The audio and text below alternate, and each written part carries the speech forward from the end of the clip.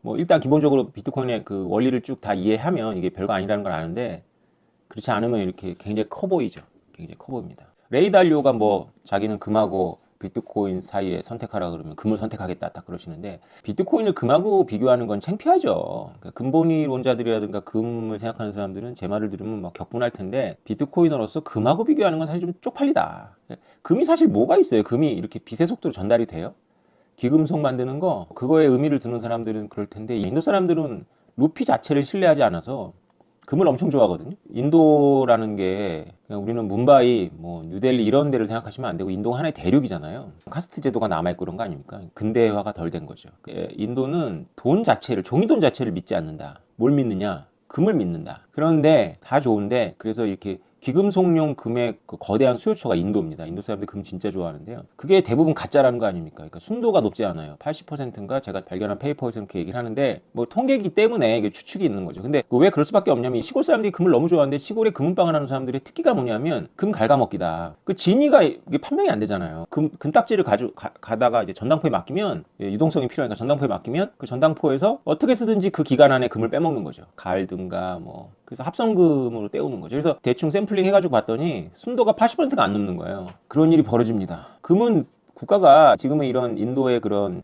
전당포 업자들이 이런 짓을 하지만, 원래 왕실이 하던 짓이 이 짓이거든요. 금 가지고. 제 책을 쭉 보면 이해를 하실 텐데, 그러니까 레이 달리오가 참 그런 부분에서 좀 인문학적 식견이 좀 떨어지는 거예요. 금은 되게 약점이 많죠. 분할성도 굉장히 떨어지고, 무엇보다 이게 주지의 사실이라는 점에서 이게 진짜 금인지 가짜 금인지 주지할 수가 없잖아요. 그죠? 전문가의 손을 빌려야 되는데, 그 전문가를 신뢰하느냐의 문제가 있으니까 국가가 그 신뢰를 독점하게 되고, 결국 국가한테 또 잡힌다. 그리고 뭐 변제 최종성 이런 거 막 형편없잖아요. 비트코인을 금처럼 사용할 수 있어요. 근데 비트코인은 망을 의미하거든요. 그래서 제가 비트코인을 말할 때는 금처럼 사용하는 비트코인, 그러니까 여러분들이 금처럼 사용하는 비트코인은 거래소에 처박아놓은 비트코인이 금처럼 사용하는 비트코인입니다. 지불수단으로 쓸 때의 기존 금융망 위에 쓰는 거, 이건 이제 금처럼 사용하는 거고요. 비트코인은 그 자체가 페이먼트 툴이잖아요. 페이팔 같은. 제가 말하는 비트코인은 망으로서의 비트코인에서, 망으로서의 비트코인이 변제 최종성이 있는 거죠. 그러니까 P2P로다가 가는 거지. 그 P2P로다가 가는 게 익명성이 있는 거지. 내가 거래소 지갑에서 다른 거래소 지갑을 보내면서 나 익명성을 보장받.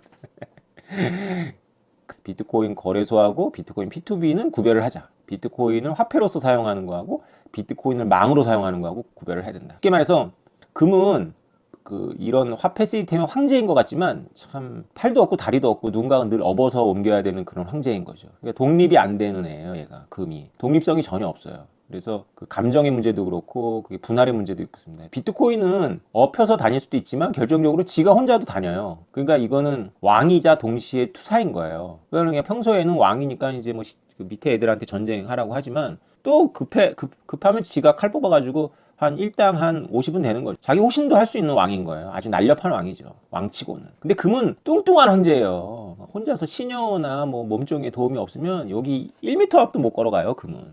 그러니까 정부한테 잡혀가지고 연방준비은행 지하 벙커에 차곡차곡 쌓여져 계신 거 아닙니까? 그 황제께서는 빛도 못 보고. 근데 비트코인은 그렇게도 존재할 수 있는데, 얼마든지 스스로 돌아다닐 수 있습니다. 그리고 스스로 돌아다니는 비트코인이 제가 말하는 그 망으로서의 비트코인. 그래서 여러분들이 아직도 착각을 굉장히 많이 하시더라고요. 최종성이 있는 것은, 최종성을 갖는 건 망으로서의 비트코인 사용할 때죠. 망으로서. 그거는 이제 금융이 못 들어가는 곳까지 들어갈 수 있다. 모바일을 통해 가지고. 그렇게 이해하셔야지, 자꾸 그 비트코인을 거래소처럼 이렇게 그냥 가상의 숫자로 놓고 기존의 금융망하고 결합해가지고 할 때 이게 무슨 뭐 변제 최종성이 있어, 이게 뭐, 이런 생각을 하시면, 그러니까 금이 그래요. 그러니까 금은 계속 추상화되거든요. 그러니까 금은 스스로 못 걸어 다니니까 자꾸 이게 기존 신뢰 시스템에 도움을 받아야 돼. 그게 국가가 됐건 금융망이 됐건. 그러니까 그걸 업고 다니는 애가 국가고, 금을 업고 다니는 애가 금융망이니까 대중들의 돈이 아니죠. 그래서 금은 민중의 돈이 될 수가 없어요. 금이 민중의 돈이었던 적도 없고. 그래서 그 부분 생각을 하셔야 된다.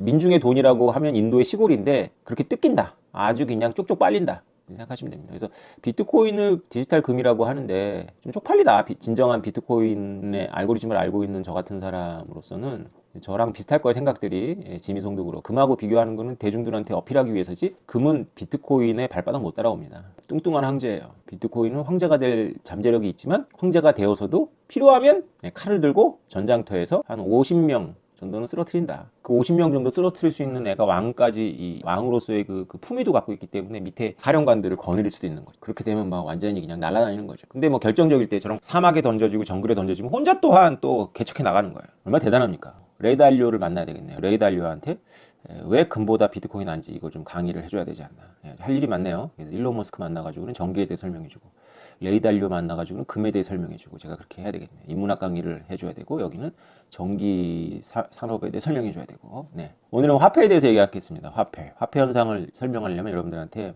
화폐에 대해서 이해를 시켜야 되는데, 저도 경제학을 공부했고 통화론자들이 쓴 교과서를 가지고 공부하면서 화폐에 대해서 깊이 생각하지 않고 화폐 역학에 대해서만 이제 고민을 하다가, 화폐에 대해서 깊이 생각한 오스트리안들을 비트코인 때문에 읽으면서 정말 저도 화폐에 대해서 정말 많은 생각을 하게 되더라고요. 그래서 화폐가 되게 신묘망측한 그런 현상인데, 우리가 여러 가지 모델을 가지고 생각할 수가 있어요. 그 주류 경제학에서는 케인즈안이나 통화론자들이나 화폐는 마술을 부린다라는 그런 전제가 있어요. 화폐는 뭔가 마술을 부립니다. 그렇게 생각했던 것 같아요. 그래서 제가 오스트리안의 화폐론을 공부한 다음에 저도 개안을 했거든요. 그건 뭐냐면, 내가 좀 약간 신비주의적인 관점을 갖고 있었구나, 화폐에 대해서. 저도 모르게, 저는 케인즈안은 아닌데도 불구하고 오염이 된 거예요. 스며든 거죠. 그래서 화폐에 대해서 내가 좀 신비주의적이구나. 그래서 제가 그 다음에 이제 화폐금융론을 다시 보니까 그 주류 경제학이 좀 굉장히 신비주의적인 화폐 관점을 갖고 있어요. 본인들도 스스로 모를 거예요. 굉장히 자기네들이 과학적으로 생각하는데, 일단 오스트리안들이 바라보는 화폐에는 마술이 없다. 어떤 마술도 없다. 그러니까 화폐 현상은 마술이 아니다. 이런 이제 전제, 진짜 과학적이죠. 오스트리안들이 바라보는 화폐라는 것은 시간 선호하고 매우 밀접한 관련이 있는데요. 시간 선호와 또 다른 개념이 시간의 지평이기도 합니다. 시간 선호라는 건 어떤 사람이 지금 당장 쓸 것인지 미래를 쓸 것인지에 대한 그런 개념이라면, 시간의 지평은 사람들마다 지금 저축 대신 소비를 선택해야 되는 그 시점이 다 다르다는 거죠. 왜냐하면 나이도 있고, 예를 들어서 채굴업자를 생각해 볼까요? 여러분들은 제가 채굴과 관련한 모델을 얘기할 때 늘 채굴업자들은 현재 가격에 비트코인을 팔아서 전기료를 낸다라고 가정한다고 봤잖아요. 그것이 시간의 지평 때문에 그렇습니다. 개별적인 채굴업자는 분명히 한 달 후, 두 달 후에 가격에 팔려고 생각할 거고, 어떤 사람들은 지금 진짜 막 이렇게 지금 당장 팔아야 되겠죠. 그럼에도 불구하고 왜 매번 판다라고 전제를 하냐면, 시간의 지평이 이렇게 다 어긋나면서 결국은 수렴되기 때문에 그렇습니다. 그 모두가 다 두 달 후에 팔려고 한다 그러면 지금이 그 두 달 후일 수 있는 거죠. 그래서 결국은 그냥 우리가 심플하게 채굴자들마다 시간 선호는 다 다르지만, 시간의 지평으로 봤을 때는 그 지금 파는 사람이, 시간 선호가 낮은 사람이 6달 참았다가 지금 파는 걸 수도 있고, 시간 선호가 높아서 지금 파는, 뭐 일주일 만에 파는 경우도 있을 수 있겠지만, 이걸 장기적으로 보면 그냥 그 현재가에 늘 파는 이렇게 모형을 만들 수 있다는 거죠. 그러니까 시간의 지평의 개념인 거죠. 그래서 시간의 지평은 한 개인의 입장에서 본다기보다는 이렇게 사회적 그 집단 그 행동의 어떤 조화를 관찰하는 거죠. 그러면 생각을 해봅시다. 이렇게 넓은 천을 여러분들하고 제가 이렇게 붙잡고 있는 거죠. 그리고 그 천을 땡깁니다. 이 천은 굉장히 질겨서 땡겨도 찢어지지 않는다라고 우리가 전제를 해보죠. 그래서 천을 쭉 땡기고 있으면 이렇게 원형의 천이라고 생각을 해볼까요? 그래서 중심부로부터 거리가 다 동일한. 이 천을 땡기고 있으면 여러분 중에 어떤 사람이 천 위로 뛰어오르는 거죠. 그러면 덤블링을 할 수가 있는 거예요. 아이들이 좋아하는. 사람들이 잡아줘야 되는 거죠. 사람들이 쭉 잡아주면 올라가서 이제 덤블링 하는 거죠. 그 덤블링 하는 사람은 잡았던 사람이에요. 잡았던 사람이 올라가서 덤블링을 하는 겁니다. 그 덤블링을 하는 사람이 많아지면 이 잡고 있는 사람들한테 너무 많은 하중이 걸리겠죠. 근데 이제 덤블링을 우리가 그 화폐를 쓰는 사람이라고 생각을 해봅시다. 지금 이 시점에서. 그 사람은 오래전에 화폐를 통해서 저축을 한 사람이니까, 이제 이것도 좀 어려운 개념인데, 어쨌건 화폐를 보유한 사람, 화폐를 자기가 쓸 거를 안 쓰고 화폐 형태로 그것을 가치를 저장한 사람, 그걸 이제 화폐 저축이라고 우리가 합시다. 돈을 통해서 가치를 미래로 보내려고 하는 사람. 그러니까 내가 소득이 1,000만 원인데 그중에 500만 원 화폐 저축을 하는 거죠. 현금을 방석 밑에 깔고 앉아도 그게 화폐 저축입니다. 그 시장에 내가 가지고 나가서 뭔가 물건으로 바꿀 수 있는데 내가 안 바꾸는 거죠. 화폐 형태로 갖고 있는 거예요. 그 화폐 형태로 갖고 있는 사람들이 이 천을 잡는 사람들이에요. 근데 그 천을 잡는 사람들 중에 어떤 사람들은 지금 당장 그 돈을 써야 되니까 덤블링 하러 올라가야 됩니다. 그러면 이제 그 사람이 팍 떨어지는 건 이제 어떤 경우냐 하면, 어떤 이유로 모두가 다 화폐를 버리고 물건으로 바꾸려고 하는 거죠. 모두가 다 동시에 화폐를 버리고 물건으로 바꾸려고 하면 그 화폐를 붙잡고 있는 사람이 아무도 없기 때문에 모두 크래시 하겠죠. 모두 땅바닥에 내동댕이 쳐져가지고 굉장히 아플 겁니다. 죽을 수도 있죠. 근데 서로 이렇게 언어적으로 소통할 수는 없다. 설사 언어적으로 소통한다 하더라도 여기 리더십이 없다라고 전제를 해보죠. 리더십도 없고 언어적으로 소통할 수도 없고, 이게 일종의 이들 간에도 순간순간 제로섬 게임이기 때문에, 제로섬 게임이라는 것은 뭐냐면 내가 이기면 상대가 져야 되는 거죠. 그래서 이게 협력이기도 하지만 제로섬 게임이기도 하기 때문에 서로 굉장히 기만을 한다는 거죠. 예를 들어서 이런 거죠. 야, 내가 지금 잡아줄 테니까 너 올라가서 덤블링 해. 근데 그 말을 믿을 수가 없는 거예요. 그리고 일반적인 상황에서는 그 말을 믿지 않는 게 이득입니다. 그냥 그 말을 믿었다가는 어떤 일이 벌어지냐면은 이 사람이 올라갈 때 나는 잡아줬는데 이 사람은 덤블링 하고 나서 이 화폐를 소진했으니까 이 천 잡는 게임에서 나가거든요. 물론 다시 들어올 수도 있지만 나가는데, 그럼 내가 올라갈 때는 이 사람이 잡아주는 것이 아니라 다른 사람이 잡아줘야 되는 거거든요. 물론 그 되게 많은 사람들이지만. 그리고 이들 간에 그렇게 다 친밀한 관계도 아니고 다시 보지 않을 사람이기도 합니다. 그러니까 얼마든지 배신이 가능한 거예요. 이들 간에는 어떤 게임이 있냐면 자기는 남들한테 신뢰를 받아야 되고 자기는 남을 속이는 것이 이길 수도 있어요. 비트코인의 철학하고 무관하게 비트코인이 이렇게 큰 물방울을 믿으면 안 되는 거죠. 익명의 개미들이 서로 믿는 건데, 마이클 셀러가 지금 많이 잡아주고 있죠. 그래서 마이클 셀러가 덤블링 하겠다고 올라가면 완전 크래시할 분위기 아니에요. 물론 많이 떨어지겠지만 그렇게까지 폭락은 안 하겠지만, 또 마이클 셀러가 그렇게 안 하겠지만, 만약에 마이클 스트레티지가 주주총회 열어가지고 마이클 셀러 잘라버리고 그 다음 비트코인 다 팔아버리겠다고 하면은 완전 크래시하는 거죠. 뭐 아우, 화폐가 이게 그런 게임이다. 물론 우리는 지금 이제 비트코인이 성장하는 과정에 있으니까 어떤 성숙한 단계라고 생각하시면 안 돼요. 원래 비트코인을 우리가 가지고 사고 실험을 할 때는, 여러분들이 이제 비트코인 가지고 갑자기 많은 돈을 버는데 관심 있잖아요. 물론 이제 알트처럼 이제 한 달에 10배, 뭐 한 달에 1년에 100배를 기대하는 건 아니지만, 우리가 뭐 1년에 2배를 기대하잖아요. 그럼 1년에 2배를 기대하는 거는 이제 우리 길 가던 먹을들이 보면 우리를 이제 욕심꾸러기라고 보는 거거든요. 지금 되게 특수한 상황이다. 이거는 이제 전파되는 과정이고, 원래 화폐 현상의 성숙한 과정은 바로 그 시간의 지평이 어긋나면서 조화를 이루는 거거든요. 그래서 이제 성숙한 비트코인이라고 생각을 해보자. 성숙한 비트코인은 이제 1년에 2배씩 오르진 않겠죠. 그죠? 1년에 한 10%에서 15% 정도의 상승률을 갖고 있는 성숙한 비트코인이라고 생각하면, 이렇게 많은 사람들이 이 천을 잡고 있고, 내가 그때 돈을 쓸 일이 있으면 내가 올라가서 뛰는 것이 사람들한테 별로 부담이 안 되는 거죠. 나는 가벼우니까. 그리고 사람들이 모두 동시에 올라간다고 생각하지도 않는 거예요. 크래시하지도 않는 거죠. 그러니까 이런 믿음이 이렇게 형성이 되는 거거든요. 근데 이런 믿음이 제 아무리 그러니까 비트코인은 무엇을 해결한 거 아니냐면, 이렇게 여러 사람이 잡아도 이 천이 그냥 뭐 저절로 늘어난다거나 아니면 팍 찢어지면서 그냥 잡고 있는 사람들의 힘에 의해 가지고 뒤로 발라당 자빠지고 이러지 않는다라는 거를 심어준 거예요. 그 믿음을 줘서 1군의 사람들이 잡기 시작해서 천 잡고 덤블링하는 게임이 계속 커온 겁니다. 커오는데 어떻게 신뢰가 형성됐냐 하면, 그 와중에도 크래시를 몇 번, 앨런 머스크 같은 사건들이 계속 있었던 거예요. 그런 크래시를 몇 번씩 겪으면서 이렇게 된 거기 때문에, 이거는 언어적인 신뢰가 아니라 이런 경험적인 신뢰를 해가지고 지금 이 알트를 포함해서 이 새로 나타나는 현상들 중에서 비트코인이 제일 큰 거예요. 이게 제일 많은 사람들이 와서 붙잡고 있는 거죠. 그러니까 제일 많은 사람들이 와서 붙잡고 있으면 뭐가 좋냐면, 이 조화가 더 잘 이루어져요. 그러니까 이게 어떤 사람은 잡고 어떤 사람은 덤블링하고 이러면서 이렇게 이런 신뢰가 더 많이 형성이 돼요. 이게 알트면 알트일수록, 뉴 알트면 뉴 알트일수록 그 신뢰가 없어요. 그 신뢰가 부족하니까 내가 이걸 잡고는 있지만, 내가 남들보다 먼저 덤블링 할 거야 라고 생각을 다 하는 거예요. 알트 투자할 때 여러분들이 아웃스마타, 남보다 약간 똑똑하기를 기대했죠. 그러니까 남들이 던지기 직전에 내가 던져야지, 남들이 이 천을 잡아주는 동안 내가 올라가서 덤블링 해가지고 공준제비를 돌리라, 뭐 이런 생각을 다 한 거 아니에요. 그죠? 그러다가 이제 크래시 해버린 거잖아요. 비트코인은 그거를 이제 10년 동안 겪으면서 여태까지 성장을 한 거다. 레이 달리오가 좋아하는 금은 이걸 수천 년 한 거죠, 수천 년. 그래서 금이 이런 면에서는 역사성이 있기 때문에 미제스가 그 역사성에서 이게 검증이 된 거죠. 한꺼번에 던지지 않는다, 한꺼번에 덤블링하러 올라가지 않는다라는 믿음이 있는 거예요, 금은. 그렇죠, 좋죠. 그런 면에서는 금이 좋아요. 그래서 오스트리안들이 금을 좋아하는 겁니다. 그럼 이제 우리가 통화론자들이라든가 케인즈안들이 말하는 그런 화폐는 뭐냐? 그거는 뭐냐면요, 그 천이 계속 그 가운데에서 무슨 어떤 장치를 달아놔가지고 이 천이 압력을 이렇게 많은 사람이 땡땡하게 당기면 이게 덤블링하기 좋잖아요. 그리고 할만하다 싶으면 갑자기 팍 늘어나고 해가지고 또 압력이 낮아지고, 그래서 또 많은 사람이 붙잡고 하는데, 그걸 이제 지휘자들이 있죠. 지휘자들이. 중앙은행이나 국가예요. 중앙은행이나 국가가 지휘자가 돼가지고 사람들의 행동을 조성하고 조작하죠. 그리고 사람들에게 주지의 사실을 알려주기도 하고 주지의 사실을 왜곡하기도 해요. 그래서 자연스럽지 않아요, 비트코인처럼. 비트코인이 조화를 이렇게 어떤 식으로든지 간에 이렇게 서로 속이고 속이다가 서로 그 속이는 과정에서 신뢰가 쌓여가지고 이렇게 형성이 되는데, 이 국가가 만든 이 덤블링은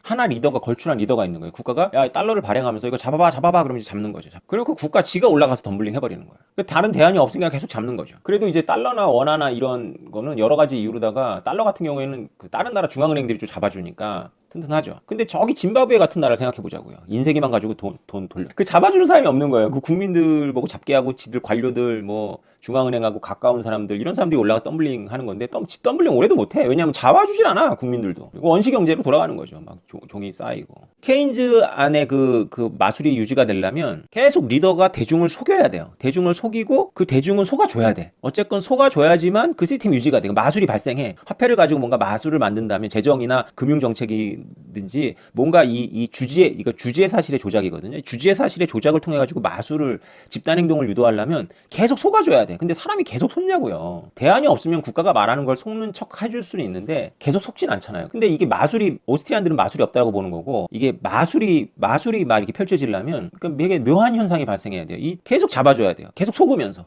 앨런 머스크만이 아니라 막 국가까지 덤블링하고 막 니네 개미들은 잡고 있어. 내가 올라 덤블링하게 막 다 덤블링해도 다 잡아주는 거예요. 그러니까 인플레이션으로다가 막 그렇게 막 조져대도 자기 노후를 위해서 화폐로 다 저축을 하는 거죠. 그 화폐로 저축을 해주지 않으면 화폐 마술이 안 생겨요. 그러니까 케인즈안이나 통화론자들은 화폐를 찍어내서 대중들이 화폐를 갖게끔 하면서 화폐를 써 수밖에 없도록 또 만드는 거예요. 이게 굉장히 헷갈립니다. 화폐를 또 안 갖고 있으면 화폐 저축을 아예 안 해버리면 아무도 이 덤블링을 안 잡기 때문에 아무 힘이 없어요. 근데 화폐를 찍어내도 누군가 이렇게 잡아줘야 되는 거잖아요. 잡는데 이들이 계속 잡고 있으면 안 돼. 또 써야 돼. 소비 진작을 해야 되잖아. 그죠? 그러니까 이게 계속 가치가 저장되는 디플레이션 화폐면 또 안 되는 거야. 인플레이션 화폐여야 돼. 근데 또 그 짓을 또 한꺼번에 해버리면 덤블링 자체 형성이 안 되니까. 그래서 제가 이 오스트리안 공부를 해보면서 느낀 건 뭐냐면 화폐에 대해서 화폐가 마술이 아니라 화폐를 그렇게 기대하는 주류 경제학자들의 뇌가 마술이었다. 그게 매직이다. 어떻게 그런 생각을 하고 계속 있을 수 있을까? 이자율을 통해 가지고 계속 조지면서 인플레이션으로다가 화폐를 깔아먹으면서 금을 깔아먹는 거랑 똑같은 거잖아요. 그게 왕실이 금을 깔아먹으면서 대중들이 그걸 금으로 믿게끔 하는 거예요. 내가 금을 계속 그러니까 정부에 들어갔다 나오면 금의 순도가 낮아지는데 대중들은 그냥 그걸 금으로 인정해 주는 거죠. 이 짓을 계속 한 거예요. 노인이 되면 니네 어떡할 거냐 저축해라고 하면서 돈을 찍어내고 인플레이션으로다가 노인들 등을 딱 때리면서 젊은이들은 다시 저축을 하도록 유도하는 거죠. 아예 화폐로 저축을 안 하면 화폐 현상 자체가 안 생깁니다. 그게 이제 초고 인플레이션이에요. 받은 돈 바로 쓰기. 받은 돈 바로 쓰기 하니까는 이게 아무도 안 잡아주는 거죠. 그러니까 크래시 하는 겁니다. 이게 신뢰 현상이. 계속 속아주기를 기대하면서 계속 속이는 거. 이건 마술이 맞죠. 만약 이게 유지가 된다면. 유지가 안 된다는 거예요. 오스트리안들은. 그거 말이 안 된다. 그러니까 결국 오직 대안은 주제 사실밖에 없다. 그게 이제 금이 보여줬던 건데 오스트리안들이 이제 깨달아야 되는 거 뭐냐면 금의 그 팔다리 없는 뚱뚱한 황제는 결국은 국가한테 업히거나 금융기관한테 업히기 때문에 기존의 신뢰망을 따라갈 수밖에 없어서 결국은 또 수렴천장 당한다. 종이돈한테. 그러면 자기 호신은 되는 황제를 모셔야 되는데 그게 비트코인이다. 그리고 이런 그 덤블링 모델에서 지금 비트코인 어디까지 왔냐면 앨런 머스크까지 겪으면서 크래시하지 않는다. 그러니까 시간의 지평이 다 다른 거예요. 이게 조화거든요, 조화. 그러니까 이자율 설명하면서 제가 해드릴 텐데 이게 오스트리안들은 이자율이라는 게 시간 선호와 시간의 지평을 가지고 만들어내는 어떤 그런 조화 현상이라고 보는데 이걸 이제 정부가 다 교란을 시켜버리는 거죠. 그러니까 어떤 사람은 지금 비트코인을 투자하면서 내가 30년 후에 찾으리라. 그리고 지금 비트코인을 파는 사람들은 과거에 10년 동안 추측했던 사람들일 수도 있고 뭐 작년에 추측했던 사람들. 이게 다 이거 잡고 있는 사람들 사이에서는 이게 기만이 아닌 거예요. 비트코인 세계에서는. 나도 나중에 덤블링 할 건데 이게 일종의 거대한 사회적 약속이 되는 거예요. 지금 덤블링 하는 애를 내가 잡아줬지만 내가 덤블링 할 때는 그 걔가 잡아주는 건 아니고 나중에 애가 잡아주겠지. 뭐 이런 신뢰가 쭉 형성이 된 거예요, 여기는. 그리고 막 천이 갑자기 늘어난다거나 천이 쫙 찢어진다거나 이런 일이 없는 걸 믿는 거죠. 그러니까 비트코인이 대단한 거죠. 그럼 여러분들 저기서 이렇게 조그마한 천으로 덤블링 비트코인 되는 거 보면서 쟤네 100배 덤블링 했대. 7년 동안 100배 했대. 우리 1년 동안 100배 덤블링 하게 해줄게. 이러고 판 벌리고 이렇게 천 잡아주게 하면 그거 가갖고 붙겠냐고요. 그쵸? 이게 제로섬 게임이기 때문에 내가 남보다 아웃스마트 해가지고 먼저 뛰어올라야지 하는 사람들만 붙어 있다가 리더들 자체가 팔아먹으니까 이게 크래시 해버리잖아요. 크래시. 그래서 이제 알트코인이 투자가 위험한 게 이게 국가 덤블링 게임은 우리가 지난 몇십 년 동안 봤기 때문에 이거는 믿으면 안 된다는 우리가 공감대가 있잖아요. 그런데 비트코인은 이제 형성이 돼가고 있는데 이게 상당히 믿을만하고 알트들은 국가보다 더해 이거는. 왜냐하면 그거 만들고 발행한 사람들이 막 선전하지만 국가는 그래도 일관성 있게 당을 바꿔가면서 그래도 일관성 있게 국가라는 시스템 속에서 대중들을 상대하는데 이 알트 발행하고 이런 것들은 뭐 이게 떴다방이잖아, 떴다방. 그 떴다방을 믿기가 좀 어렵잖아요. 신뢰 현상이란 말이에요, 신뢰 현상. 그러니까 이제 어떤 사람들은 나는 이제 비트코인 같은 이런 거보다는 국가가 그러면 이 새로 만든 이 블록체인이란 천을 가지고 국가가 하면 내가 할 때. 그러니까 이게 제 설명 들어보면 아시겠지만 국가가 하면 그거 붙겠다고 하는 사람들도 있을 거예요. 그러나 이게 아니 종이돈을 못 믿어가지고 우리가 계속 잡게 해놓고 지들이 올라가서 덤블링하고 지들이 올라가서 덤블링해가지고 개미들 쭉쭉쭉 앞으로 밀리고 개미들이 막상 이 덤블링해서 자기가 시간의 지평이 다 끝나서 이제 소비해야 되는데 올라갈 때는 완전 형편없어진 그 압력 때문에 형편없는 점핑밖에 못하는 그런 걸 왜 여러 경험해 놓고 나서도 국가가 잡는 그 천에 들어가겠다 뭐 이런 생각을 하면 이게 완전히 난센스인 거죠. 그러니까 왜 고민하면 할수록 왜 비트코인 게임밖에 안 남는지 이해가 되시죠? 금도 아니고 국가도 아니고 알트도 아니야 지금 그죠? 네. 이해가 되셨습니까?